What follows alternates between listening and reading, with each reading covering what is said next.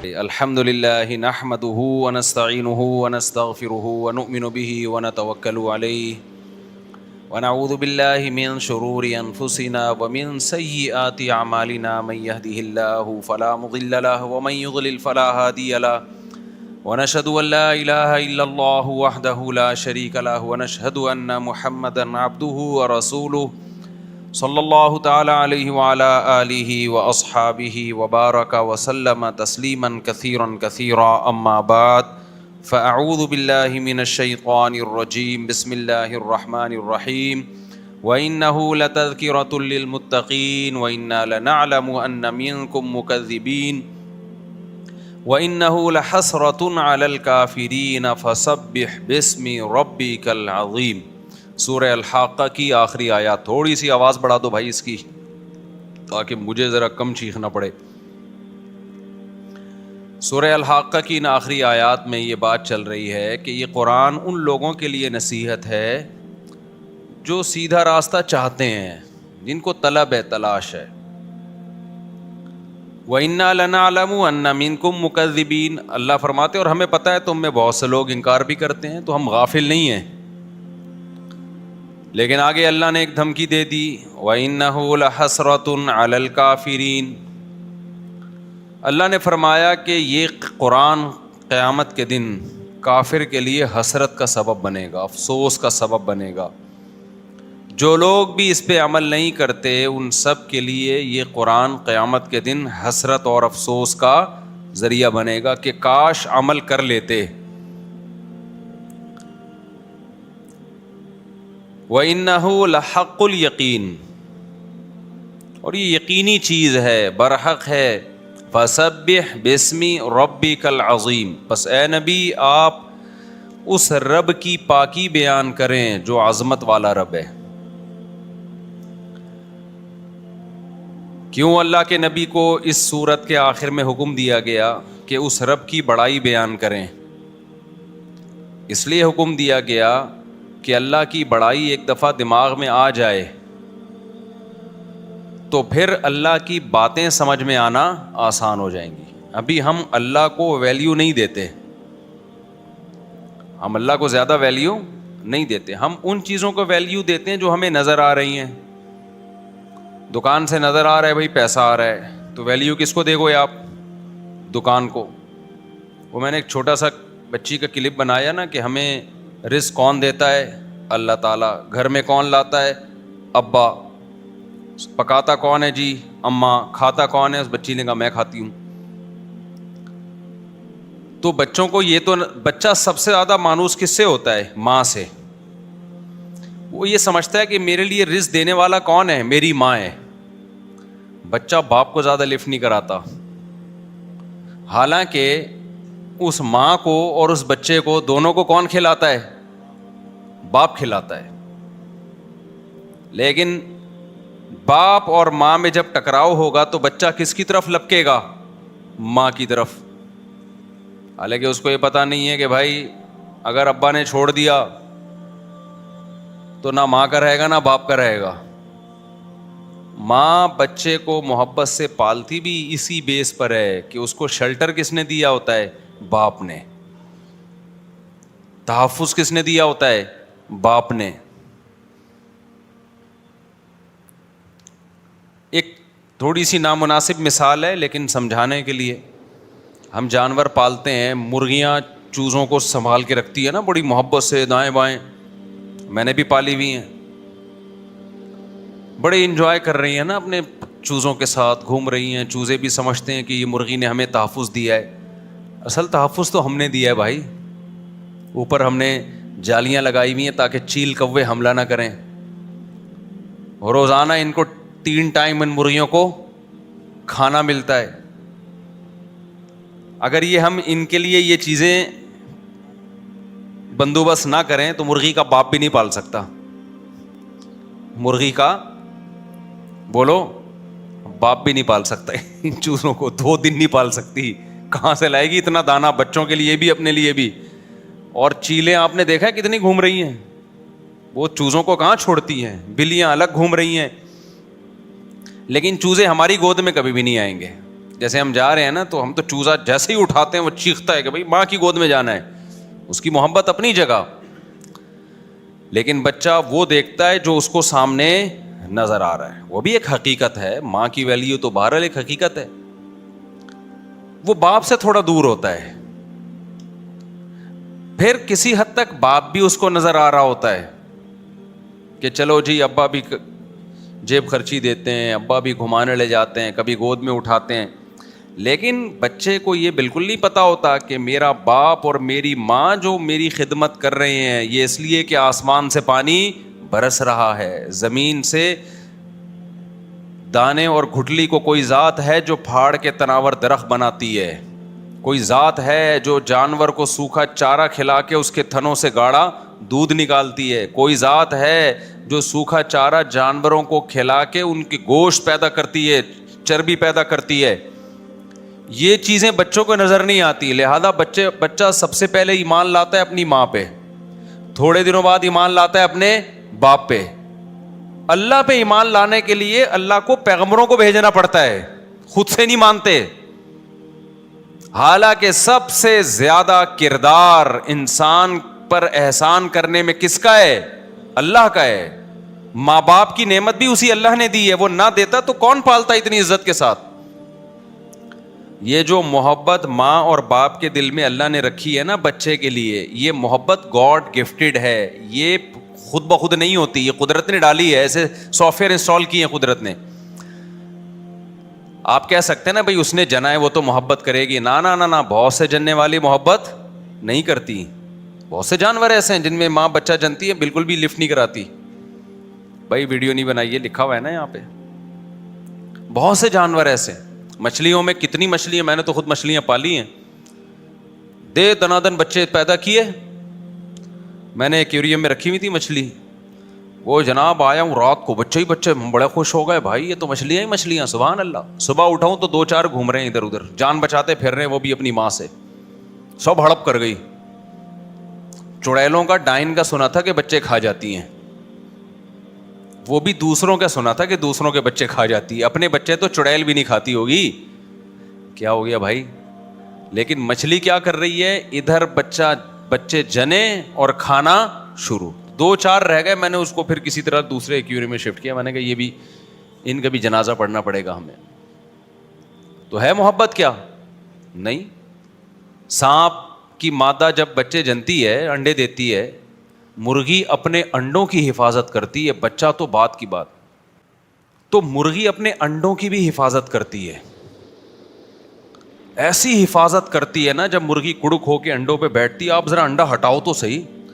ہمارے یہاں ہوا یہ کہ یہ میں مرغیوں کے واقعات سنانے کے لیے نہیں بتا رہا، آپ بولیں گے مجھ سے اپنے پنجرے کو لے کے بیٹھ جاتے ہو، میں سمجھانے کے لیے، مثالوں سے بات سمجھائی جاتی ہے نا۔ مشرکین مکہ قرآن کا مذاق اڑایا کرتے تھے کہ یہ محمد صلی اللہ علیہ وسلم مکھی مچھر کی مثالیں دینا شروع کر دیتے ہیں، مذاق اڑاتے تھے۔ تو اللہ نے کہا مکھی مچھر کی مثال جو ہم دے رہے ہیں نا، یہ مثال فٹ بیٹھ رہی ہے کہ نہیں بیٹھ رہی ہمارے دعوے پہ؟ اس کو دیکھو، اللہ نے کہا تھا کہ تم مچھر بھی نہیں بنا سکتے، مکھی تم سے کچھ لے کے اڑ جائے تمہارے معبودوں سے تو یہ معبود مکھی سے چھڑا نہیں سکتے، تو یہ تمہاری حاجت روائی کہاں کریں گے؟ بھائی جو مشرکین مکہ پتھر کے بنے ہوئے بتوں کو پوجتے تھے تو اللہ نے کہا یہ بت تو مکھی نہیں بنا سکتے، اور مکھی ان سے مٹھائی لے کے اڑ جائے نا جو تم ان کے سامنے مٹھائیاں رکھتے ہو، یہ اپنے حصے کی مٹھائی مکھی سے چھڑا نہیں سکتے۔ کوئی بت چھڑا سکتا ہے؟ بھائی آپ نے بھگوان کے سامنے مٹھائی رکھی، مکھی لے گئی، بھگوان دیکھتا ہی رہے گا، بس نہیں اڑا سکتا۔ تو یہ مثال قرآن نے دی، تو مشرکین نے کہا اتنا اونچا کلام خدا کا کلام کہتے ہو اور مثالیں اس میں کیا ہیں؟ مکھی اور مچھر کی۔ تو قرآن نے کیا کہا؟ ان اللہ لا یستحیی ان یضرب مثلا ما بعوضۃ فما فوقها، اللہ اس بات سے حیا محسوس نہیں کرتا کہ وہ مچھر کی مثالیں دیں، فما فوقها، بلکہ اس سے بھی گھٹیا چیز۔ کیوں؟ بات مکھی مچھر کی نہیں ہو رہی، بات یہ ہو رہی ہے کہ جو مثال تم مچھر تو بنا نہیں سکتے، تو اور مچھر خود خدا کی قدرت کا ایک بڑا شاہکار ہے۔ ہم نے جب مچھر پہ تحقیق کی، 100 آنکھیں اس کی اتنی سی کھوپڑی میں اللہ نے بنائی ہیں، 100 ڈیجیٹل کیمرے اس کی کھوپڑی میں، کیا شاہکار ہے, آپ مچھر کو ہلکا لے رہے ہو. مچھر کے سائز بھی نہیں جاؤ بھائی. مچھر میں جو خدا نے سافٹ ویئر انسٹال کیے ہوئے ہیں اور جو اس کی مشینری ہے وہ آج سائنسدان نہیں بنا سکتے. مچھر کیا کرتا ہے جب آگے بیٹھے گا نا, تو آپ کیا سمجھتے ہو بڑے آرام سے ایسے خون چوس کے بھاگ جاتا ہے؟ نہ, اس کو ایسا ایک سرنج پہلے لگائے گا سن کرنے والی, جیسے ڈاکٹر میڈیکل سائنس میں ٹیکا لگاتے ہیں نا, پہلے سن کرنے کے لیے پھر آپریشن کریں گے.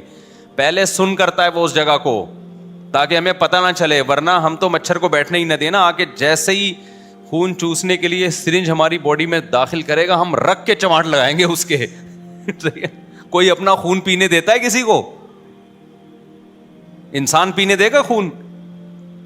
صرف بیگم ہے جو خون پینے کی جس کو اجازت ہے, باقی کون خون پی سکتا ہے بھائی؟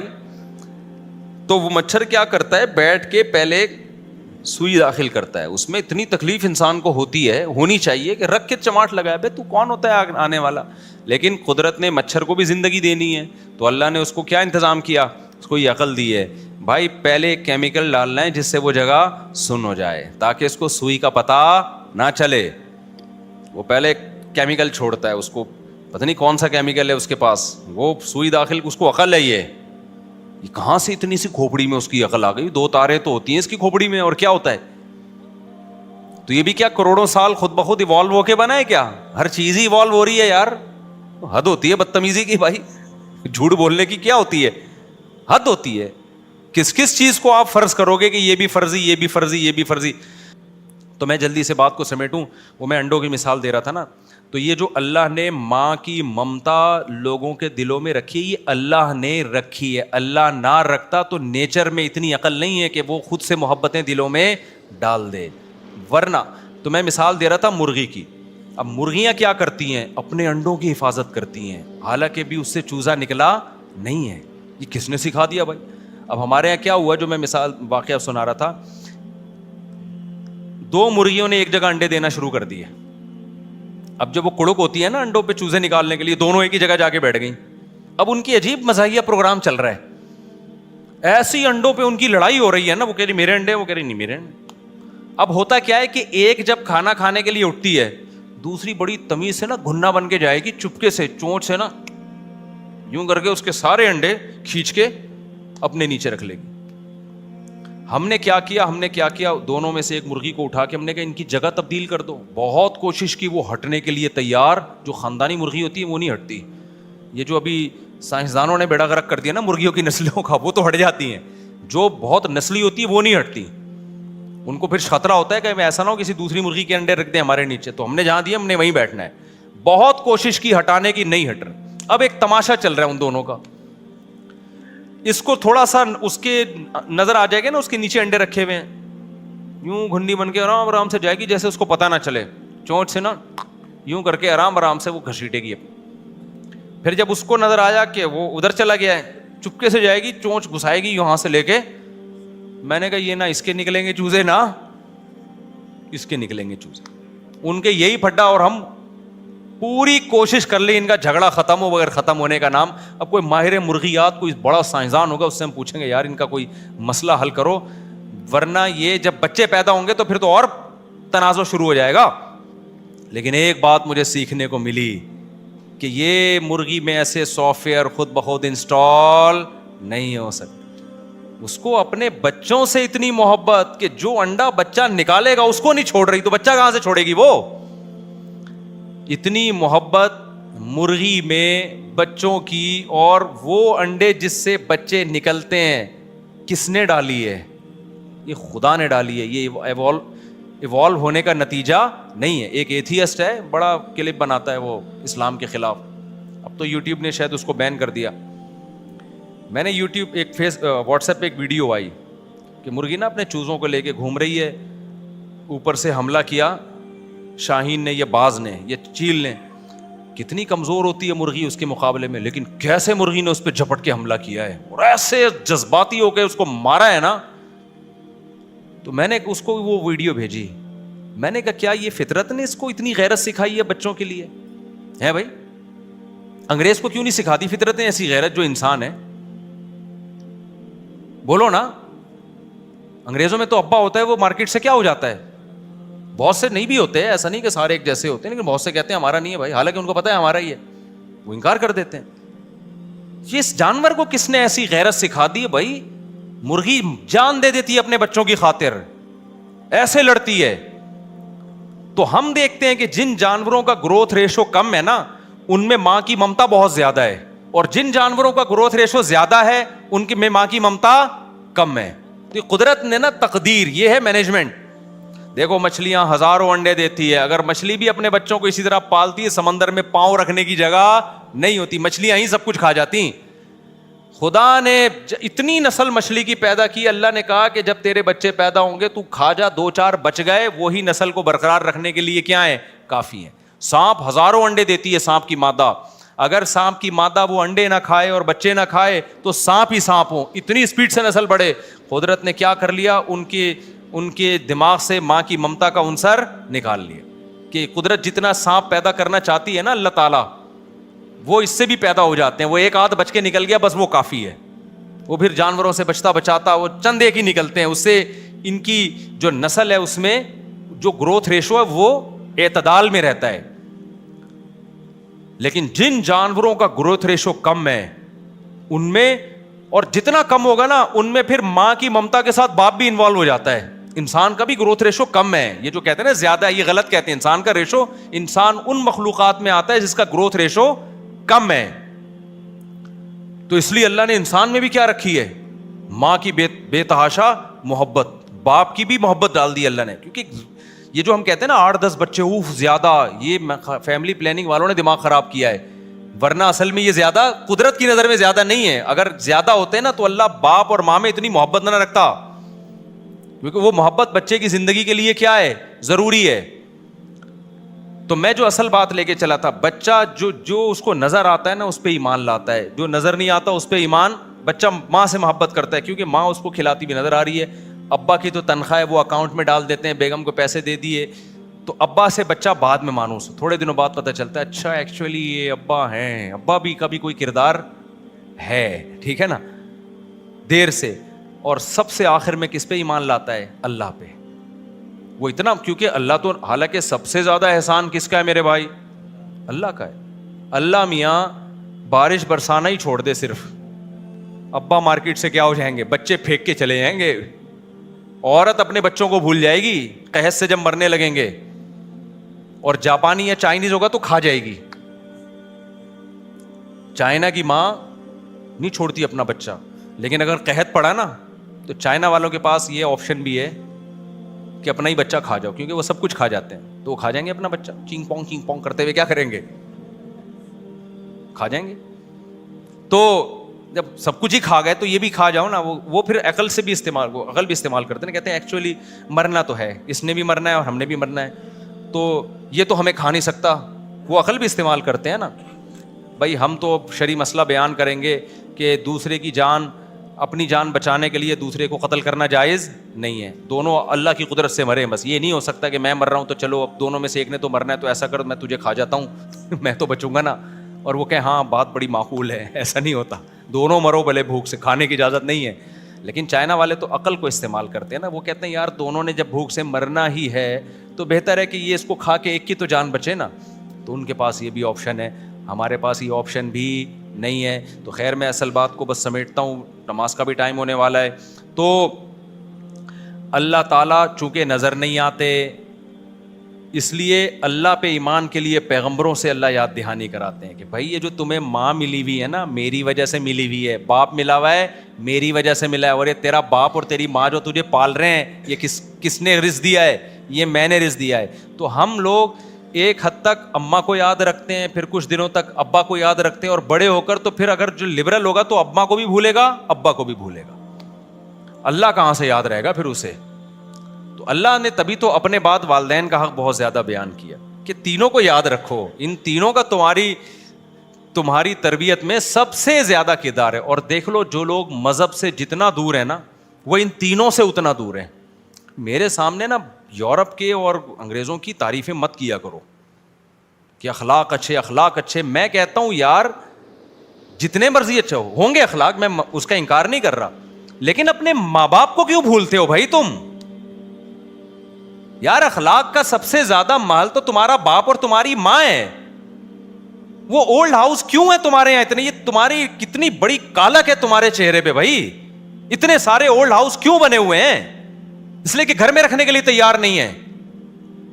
تو جو خدا جو سب سے بڑا محسن تھا اسی کو نہ مانے, اس کے بعد آپ کی ماں اور باپ ہیں اس کو نہ مانے, تو کیا رہ گیا یار اب تمہاری سوسائٹی میں؟ کیا رہ گیا؟ اس لیے اسلام سب سے زیادہ یاد دہانی کس کی کراتا ہے؟ اللہ کی. پھر اللہ کے بعد ماں اور باپ کو ویلیو دیتا ہے اسلام. یہ پیرنٹس ہیں تمہارے, سب سے پہلے کون ہے؟ اللہ. پھر کون ہے؟ قرآن میں کتنی آیتیں ہیں, قُلْ مَا أَنفَقْتُم مِّن خَيْرٍ فَلِلْوَالِدَيْنِ وَاعْبُدُوا اللَّهَ وَلَا تُشْرِكُوا بِهِ شَيْئًا وَبِالْوَالِدَيْنِ إِحْسَانًا. ایک اللہ کو مانو, ماں باپ کے ساتھ احسان. ایک اللہ کو مانو, ماں باپ کے ساتھ. اللہ کے بعد ہمیشہ کون آ رہا ہے؟ والدین آ رہے ہیں. تو یہ قرآن جو ہے نا ہمیں ان چیزوں کی طرف گائیڈ کرتا ہے. دنیا میں کوئی کتاب ہمیں ان باتوں میں رہنمائی نہیں, نہ کوئی فزکس کی کتاب, نہ کوئی کیمسٹری کی کتاب, نہ کوئی میتھ کی کتاب. تو اب قرآن کہتا ہے اگر کوئی میری ان ہدایات پر عمل نہیں کرے گا, خدا کو نہیں مانے گا اور خدا کی نہیں مانے گا, تو انہ لحسرۃ علی الکافرین, جو انکار کرنے والے لوگ ہیں یہ قرآن قیامت کے دن ان کے لیے حسرت اور افسوس کا ذریعہ بنے گا. اللہ چھوڑے گا نہیں, ایسے عذاب دے گا پھر اللہ تعالیٰ. تو بھائی عقل مندی کا تقاضا یہ ہے کہ اللہ اس کے رسول کی تعلیمات کو دل و جان سے فالو کرنا شروع کر دو. اور ایک آخری بات کر کے میں بیان ختم کرتا ہوں. دیکھو اس زمانے میں نا لوگوں کی صحتیں بھی کمزور ہیں اور برداشت بھی کم ہے. پہلے زمانے میں علماء لوگوں کو دین پر ایسے لاتے تھے جہنم کے عذاب سے ڈرا کے. جیسے حدیث میں بھی صحابہ کو نبی نے جہنم پر بات کی, صحابہ ایسے خوفزدہ ہو گئے کہ ہانڈی جیسے کھولتی ہے نا ایسے ان کے سینوں سے آواز آنے لگی. اب لوگوں میں وہ برداشت بولو نہیں ہے, ڈپریشن میں چلے جاتے ہیں. موت کا زیادہ تذکرہ کرو پاگل ہو جاتے ہیں. ایک صاحب سے میں نے کہا رات کو سوتے ہوئے موت کا مراقبہ کیا کرو. کہہ رہے ہیں موت کا مراقبہ وہ نیند غائب ہو جاتی ہے, ڈر اتنا لگ جاتا ہے کہ مریں گے بھائی. تو ایک تجربے سے بھی کچھ سیکھتا ہے نا انسان. میرا رائے یہ ہے کہ اس زمانے میں نا ایک ہدف بناؤ اور اس ہدف کو بڑے آسانی سے حاصل کرنے کی کوشش کرو. ٹینشن نہ لو. جہاں آپ نے مسلط کیا نا اپنے اوپر کسی چیز کو, تو بجائے کام ہونے کے بگڑنا شروع ہو جاتا ہے. ہدف بناؤ میں نے داڑھی رکھنی ہے, اللہ کا حکم ہے. ہدف بناؤ میں نے 5 ٹائم نماز پڑھنی ہے, اللہ کا حکم ہے. ہدف بناؤ میں نے زنا سے بچنا ہے, میں نے بدنظری سے بچنا ہے. ہدف بناؤ مجھ پہ حج فرض ہے تو میں نے حج کرنا ہے. ہدف بناؤ میں نے اللہ کا کچھ ذکر بھی کرنا ہے, کچھ معمول بھی تو بناؤ نا, صبح شام اللہ کو یاد کرنے کا. کچھ تسبیح ہاتھ میں لے لو, تسبیح نہیں لیتے ہاتھ سے ایسے ذکر کر لو. کچھ تلاوت کا تھوڑا سا معمول بنا لو. ہمیں یاد ہے فجر کے وقت لوگوں کے گھروں سے تلاوت کی آوازیں آیا کرتی تھی بچپن میں, اب بالکل غائب. تو تھوڑا سا قرآن کبھی روزانہ کھول کے دیکھ لیا, ایک پاؤ پارا تلاوت کر لیا, کوئی تھوڑا سے تو مناسبت ہوگی. تو ایک ہدف بنا کے نا اس کو بڑے آسانی سے اس گول تک پہنچنے کی کوشش کرو کہ یار میری زندگی میں سب سے پہلے تو نماز ہے نا. یار میری زندگی میں نماز نہیں ہے, میں اتنی باتیں سن رہا ہوں, اتنے عرصے سے بیانات سن رہا ہوں, تھوڑا عمل پہ بھی تو آنا چاہیے نا. تو یار عمل پہ آنے کا طریقہ یہ ہے کہ پہلے نماز کو پکڑو. اب لوگ ٹینشن میں آتے ہیں, ابے بڑا مشکل ہے یار, صبح کون اٹھے گا. ابے بھائی تو آپ ایسا کرو کہ فجر کو پکڑ لو خالی, ٹھیک ہے نا, کیونکہ جو مشکل فجر پکڑ لی تو باقی ساری, تو اس کا بہت آسان طریقہ ہے. میں لوگوں سے کہتا ہوں بھائی فجر چھوٹ جائے تو سزا دو اپنے آپ کو, جرمانہ رکھ لو. اور میں آسان کر کے, آج کل فحش فلمیں دیکھنے کا بڑا لڑکوں میں رجحان ہے, کہتے ہیں ہم سے نہیں چھوٹتی. میں ان کو بہت آسان کر کے بتاتا ہوں, ٹینشن میں نہیں ڈالتا. نہیں جہنم میں جائے گا, تو نے دیکھی زندگی برباد. ابے بےغیرت کیا کر رہا ہے. اس بات تو بالکل صحیح ہے, بےغیرت بھی ہے, جہنم میں بھی جائے گا, لیکن اس اسٹائل سے وہ چھوڑے گا نہیں. وہ مایوس ہو کے کہے گا یار ہم تو جہنم میں ہی جائیں گے, اب ہم سے تو نہیں چھوٹ رہی بھائی, ٹھیک ہے, کیونکہ لت پڑ گئی ہے نا ان چیزوں کی. اس کا طریقہ کیا ہے, جو نبی صلی اللہ علیہ وسلم جب دیکھتے تھے نا کسی کو عادت ہے تو اس کو امیدیں دلاتے تھے. اس کا میں کہتا ہوں بھائی دیکھو, جب دیکھ رہے ہو نا عادت پڑ گئی ہے, تو دیکھتے رہنے سے دیکھنے کی عادت پڑی ہے, چھوڑتے رہنے سے چھوڑنے کی عادت پڑ جائے گی. تو اب ایسا کرو کہ تبلیغ جماعت والوں کا ایک ملفوظ مجھے یاد آتا ہے. وہ ایک بڑے دہشت گرد کے پاس گئے تھے, میں اس دہشت گرد کا نام نہیں لوں گا, وہ پھر ناراض ہو جائے گا وہ, کیونکہ ہم کیوں پٹیل لیں دہشت گردوں سے بھائی. تو وہ گئے, اس دہشت گرد کو انہوں نے تبلیغ والوں نے سمجھایا کہ دیکھو آپ نے اتنے یہ, اب آ جاؤ دین کی طرف. اس نے کہا میں اتنا آگے جا چکا ہوں کہ اب میرے لیے واپسی کا دروازہ کیا ہے, ممکن نہیں. تو انہوں نے کہا چلو پھر ایک کام کر لو, مزید آگے جانا چھوڑ دو. مزید جتنا ہو گیا اس پہ بریک لگا لو. اس کا اس کے پاس کوئی جواب نہیں تھا, لیکن اس کی سمجھ میں نصیحت آئی نہیں, وہ مزید آگے گیا, جس سے وہ برباد ہو گیا, جس سے کیا ہو گیا وہ, اور اب پچھتاتا ہوگا کہ میں نے ان کی نصیحت پر عمل کیوں نہیں کیا. تو میں کہتا ہوں جو فحش فلموں کی عادت پڑ گئی ہے نا, آپ ایسا کرو بھائی کہ بڑے لائٹ اس کو لے کے نا, اس کو علاج کے بارے میں سیریس ہو جاؤ. آپ نے کیا کرنا ہے, اپنے آپ کو سزا دینا شروع کر دو. بس یار جب میں نے ایسی کوئی فحش چیز دیکھی, میں اتنے پیسے صدقہ کروں گا یا اتنے روزے رکھوں گا. میں کوئی سزا دو اپنے آپ کو. سزا نہ اتنی مشکل ہو کہ سزا دینا ہی مشکل ہو جائے, نہ اتنی ہلکی ہو کہ پتہ ہی نہ چلے. آئی بات سمجھ میں؟ اب جب نوجوانوں کو یہ بات کہی جاتی ہے نا, وہ کہتے ہیں یار ہم تو دیکھ رہے تھے, ہم نے اپنے آپ کو سزا بھی دے کے دیکھ لیا, پھر دوبارہ گناہ ہو جاتا ہے. میں کہتا ہوں کوئی بات نہیں, سزا کنٹینیو دیتے رہو اپنے آپ کو. یہ شیطان برگلاتا ہے, کہتا ہے یار تم نے تو اپنے آپ ایک روزہ بھی رکھا تھا یا یہ کہ صدقہ بھی کیا تھا, پھر بھی ہو گیا گناہ, تو کوئی فائدہ تو ہوا نہیں. او نہیں بھائی, یہ شیطان الو بنا رہا ہے, ہوگا آہستہ آہستہ. اس سے کم از کم یہ ہوگا کہ مزید آگے جانے سے رک جاؤ گے. جب مزید آگے جانے سے رکو گے نا, تو دیکھو گورا یہ جو ہومو سیکچولیٹی اور یہ اوٹ پٹانگ چیزیں ہیں اور پتہ نہیں کیا کیا, وجہ اس کی ہے اس کی بریکیں فیل ہیں. وہ پہلے ان فوش چیزوں کی طرف آئے, پھر اور آگے. ہر چیز سے دل بھرتا ہے انسان کا. ایک وقت آپ نے آگے جانے تک کا راستہ روک لیا نا, تو انسان کی نیچر ہے یا تو آگے جاتا ہے یا وہ پیچھے آتا ہے, ایک جگہ ٹکتا نہیں ہے انسان کہیں بھی. سمجھ میں آ رہی بات کہ نہیں آ رہی؟ اگر یہ فوش فلمیں نہیں چھوڑی, کل زنا میں پڑو گے لازمی, بدکاری میں جاؤ گے, لازمی جاؤ گے اس زنا کی طرف. ابھی بریک لگاؤ, بریک. اس کا طریقہ کیا ہے بھائی؟ ایک تو یہ دماغ سے نکال دو کہ مجھ سے ہو نہیں سکتا کام, یہ بالکل بکواس بات ہے.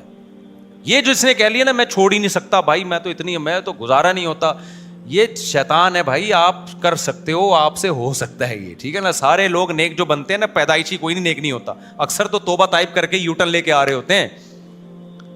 تو وہ تو ولی اللہ ہوا کرتے تھے ونس اپون اے ٹائم, جو پیدائشی نیک گھروں میں ہوتے تھے. آج کل تو سب آڑے ترچھے ہی ہوتے ہیں, بعد میں توبہ کرتے ہیں. کہ بھائی آپ نے کیا کرنا ہے, بریک لگاؤ. آپ جرمانہ رکھ لو اپنے اوپر کہ بھائی میں نے یہ کام کیا تو میں اتنے پیسے صدقہ کروں. اتنا تھوڑا پینلٹی لگے, اس کا نتیجہ کیا نکلے گا, کچھ تو صورتحال سامنے آئے گی نا چند دنوں کے بعد کہ یار یہ جرمانہ اس گناہ کو چھوڑنے کچھ تو تبدیلی آئے گی. اب لوگ یار کم از کم اتنا ہو گیا کہ پہلے میں اتنی دفعہ دیکھتا تھا, اب کیا ہو گیا, اس کی کوانٹٹی کیا ہو گئی ہے, کم ہو گئی ہے. اور اگر کوانٹٹی بالکل بھی کم نہیں ہو رہی تو تھوڑا جرمانہ کیا کر دو, بڑھا دو. آپ کچھ تو کرو نا. ہاتھ پہ ہاتھ رکھ کے بیٹھا ہوا ہے کہ چھوٹتی نہیں ہے فلمیں دیکھنا, مفتی صاحب مجھے تو نیند ہی نہیں آتی رات کو, میں تو یوں کرتا ہوں, میں بیٹھ جا, تو جائے گا جہنم میں سیدھا سیدھا. تو لائٹ لو, جب ذہن پہ مسلط کر لیا تو پھر برائی نہیں چھوٹتی ہے, دماغ میں رکھنا, پھر نہیں چھوٹے گی, پھر آپ ڈپریشن میں جاؤ گے. لائٹ لو کہ یار اب اس سے مقابلہ کرنا ہے, میرے اندر یہ برائی ہے, میں جہنم پہ کمپرومائز, کیونکہ انجام اس کا جہنم کی آگ ہے, یہ بتا دوں, اللہ نہیں چھوڑے گا. یہاں آپ سمجھ لو کہ یہ کوئی کم درجے کی گندگی نہیں ہے. تو آپ نے کچھ اپنے آپ کو سزا دینا شروع کی, آہستہ آہستہ. میں گارنٹی سے کہتا ہوں انشاءاللہ پھر اللہ بھی کچھ کرے گا نا, خالی آپ ہی تھوڑی. اللہ کہے گا یار یہ چھوڑنا چاہ رہا ہے, اب اپنے آپ کو سزا دیتا ہے, تو دیکھو آہستہ آہستہ آہستہ آہستہ انشاءاللہ ایک دن یہ برائی آپ سے چھوٹ جائے گی. لیکن کرنے کی کوشش تو کرو. نماز کی پابندی میں بھی جرمانہ لگاؤ اپنے اوپر. یار فجر کی نماز گئی, اس دن ناشتہ گیا, بس آج فجر نہیں پڑی, ناشتہ نہیں کروں. ناشتہ بھی اگر بہت زیادہ وہ لگ رہا ہے تو اور کچھ کم کر لو, 2 پراٹھوں کے بجائے آج 1 پراٹھا کھاؤں گا میں. میرے لیے تو 1 پراٹھا بھی بہت ہے بھائی, اگر ایک پہ گزارا کرا لو. تو کچھ سزا دینا شروع کرو, لائٹ لو اس کو کہ میں نے اب چھوڑنا ہے, ہنس کھیل کے نا اب اس پہ مقابلہ کرنا ہے. جیسے کوئی جم میں جائے اور اس نے بھاری وزن اٹھانا ہے تو ٹینشن میں آئے گا نا, اس کو کیا کہا جائے گا, جو اس کا صحیح ٹرینر ہوگا کہہ رہا ہے یار یہ کوئی اتنا بڑا مسئلہ نہیں, ایک دن آئے گا تم 100 کلو بھی اٹھا لو گے, فی الحال یہ تنکے میں 2 بٹن لگا کے اٹھاؤ فی الحال, ٹھیک ہے نا. ایک تنکا لو, اس میں کیا کرو, قمیض کے 2 بٹن لگاؤ, اٹھاؤ. 15 سیٹ اس کے اور 15 شیروانی کے بٹن کے, وہ تھوڑے بھاری ہوتے ہیں, تو لائٹ ہو جائے گا نا. جب وہ اٹھائے گا اگلے دن تھوڑا 4 بٹن لگا دے گا, پھر تھوڑا زیادہ بٹن لگا دے گا. تو لائٹ لے کے ہو سکتا ہے ایک دن مسٹر سندھ بن جائے, مسٹر پاکستان بن جائے. اور اگر پہلے دن ہی ابے 20 کلو, ابے 40 کلو کی پلیٹیں, ابے بھائی میں اپنا آرام سے زندگی گزار رہا تھا, مجھے جانے دو, کچھ بھی نہیں ہوتا. تو آج لوگوں کی ہمتیں پست ہیں, کمزور ہیں. اگر آپ نے یہ سوچا کہ میں آج ایک دم تہجد گزار اور نیک پرہیزگار جنت الفردوس, کچھ بھی نہیں ہونے والا آپ سے. آپ نے یہ سوچ رہا ہو کہ میں نے نیک بننا ہی نہیں ہے, میں نے انسان کا بچہ بننا ہے, سیدھے سیدھے نارمل ایک انسان کا بچے ہوتے ہیں نا, جیسے شریف آدمی فوج فلمیں نہیں دیکھتا, گندے لوگوں کا کام ہے. ورنہ یہ آگے بڑھتے چلے جاؤ گے, پھر اتنے گندگی ہوگی کہ میرے پاس جو کیسز آتے ہیں وہ آپ کانوں کو ہاتھ لگاؤ گے. اگر آپ کو بریک نہیں لگائی نا, گند میں منہ مارتا ہے تو گندا ہوتا چلا جاتا. بھنگی ایک دم سے تھوڑی گٹر میں گھستا ہے, پہلے اس نے کہیں سے تھوڑی سی پوٹی اٹھا کے پھینکی ہوتی ہے, پھر کہیں سے ہوتے ہوتے وہ یوز ٹو ہو کے پھر یہاں سے گٹر میں جائے گا, ادھر سے نکلے گا, اس کو کچھ بھی نہیں ہوتا, ایک دم سے نہیں ہو جاتا یہ. تو یہ ہر چیز کا یہی ہے بھائی. اللہ ہم سب کو عمل کی توفیق عطا فرمائے. تو ہدف ہمارا ایک ہی ہم نے بنانا ہے, وہ کیا ہے؟ زندگی سے برائیوں کو نکالنا ہے. اس کے بغیر گزارا ہے نہیں. اللہ سمجھنے کی عمل کی توفیق عطا فرمائے.